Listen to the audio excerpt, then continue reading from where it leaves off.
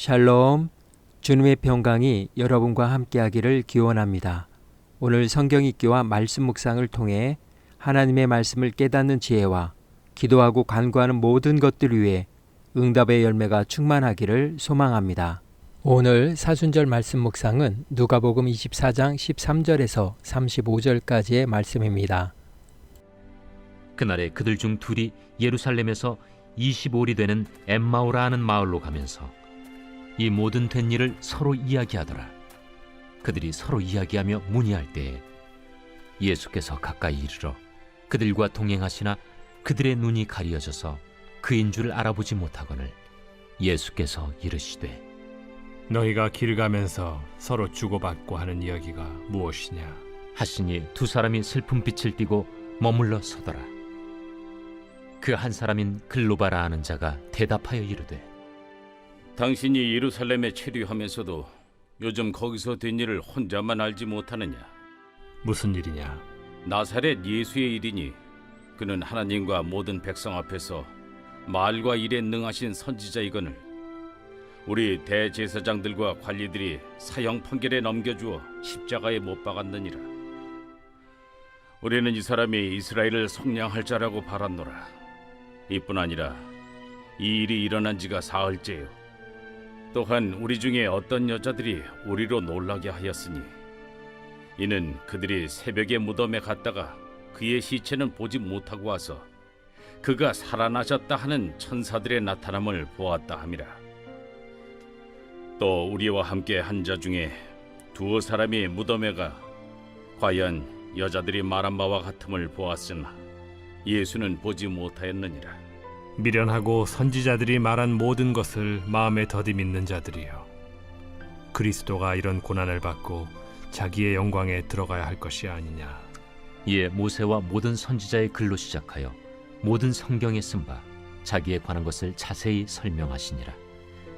그들이 가는 마을에 가까이 가매 예수는 더 가려 하는 것 같이 하시니 그들이 강권하여 이르되 우리와 함께 유하사이다. 때가 저물어 가고 날이 이미 기울었나이다. 이에 그들과 함께 유하러 들어가시니라. 그들과 함께 음식 잡수실 때에 떡을 가지사 축사하시고 떼어 그들에게 주시니 그들의 눈이 밝아져 그인 줄 알아보더니 예수는 그들에게 보이지 아니하시는지라. 그들이 서로 말하되 길에서 우리에게 말씀하시고 우리에게 성경을 풀어주실 때에 우리 속에서 마음이 뜨겁지 아니하더냐? 곧 그때로 일어나 예루살렘에 돌아가 보니 11 제자 및 그들과 함께한 자들이 모여 있어 말하기를 주께서 과연 살아나시고 시몬에게 보이셨다. 두 사람도 길에서 된 일과 예수께서 떡을 떼심으로 자기들에게 알려주신 것을 말하더라.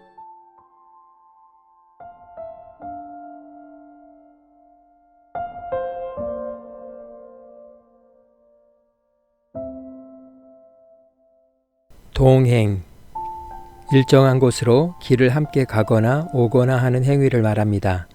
히브리어 할라크는 함께 걷는다란 뜻 이외에 삶의 방식을 따른다는 의미가 있습니다. 미국의 마음과 삶이라는 잡지에 실린 작자미상의 하나님과 걷는 사람이라는 시입니다. 하나님과 동행하는 사람은 하나님이 가시는 길을 가야 한다. 아무리 그 길이 멀고 어렵고 다른 사람들의 관심이 없는 길이라도 하나님과 동행하는 사람은 두려움이 없어야 한다. 위험이 가로막고 실패가 오고 모든 소망이 끊어질지라도 하나님과 동행하는 사람은 반드시 앞으로 가야 한다. 하나님이 여전히 거기에 계시기 때문이다. 오늘 십자고상은 엠마오 두 제자 십자가입니다. 그리스 십자가, 종과 횡의 길이가 같은 십자가 한복판에 자리 잡은 세 사람의 저녁 식사 모습입니다. 예수님이 부활하신 날 두 제자는 슬픔에 잠겨 고향 엠마오로 돌아가고 있었습니다.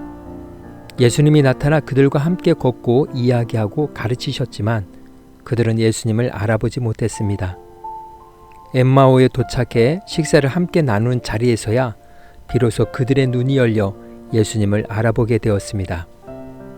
엠마오의 경험은 슬픔의 시간, 사순절의 여정, 평범한 일상 등 우리가 살아가는 어떤 길에서도 일어날 수 있습니다. 우리 또한 글로바처럼 전혀 예상치 못한 장소와 때에 부활하신 그리스도를 만날 수 있습니다. 동행이란 쓰러져도 다시 일어나서 하나님과 함께 걷는 것입니다. 또한 도중에 멈추는 게 아닌 계속 가는 것입니다. 살아가면서 갈등과 말찰로 부딪힐 수 있습니다. 중요한 것은 끝까지 하나님과 동행하는 힘과 용기입니다. 그렇게 걸어간 발자취가 결국 우리의 삶이 되는 것입니다. 하나님과 동행한다는 것은 하나님이 계시는 곳에 나도 있으려고 하고 하나님이 하시고자 하는 일을 나도 하려고 하는 것입니다. 그럴 때 세상 사람들이 이해하지 못할 선택을 하게 되고 이해하지 못할 능력을 보게 됩니다. 홍해 앞에 모세가 그랬고 사자굴에 다니엘이 그랬고 갈릴리 바다 위에 베드로가 그랬습니다. 에녹처럼 늘 주님과 동행하며 스데반처럼 꺾이지 않는 믿음의 힘과 용기를 간구해야 합니다. 이 시간 기도의 자리로 나아갑니다. 하나님과의 동행은 곁에서 함께 하시는 주님을 경험하는 것입니다. 엠마오 마을로 가는 두 제자 곁에는 주님이 함께하고 계셨습니다. 그들이 발견하지 못했을 뿐입니다. 글로바처럼 핑계하지 않고 언제나 영적인 민감함으로 주님과 동행함을 경험하며 말씀이 살아 움직이는 삶이 되도록 성령의 지혜와 이끄심을 간구하며 기도의 자리로 나아갑니다.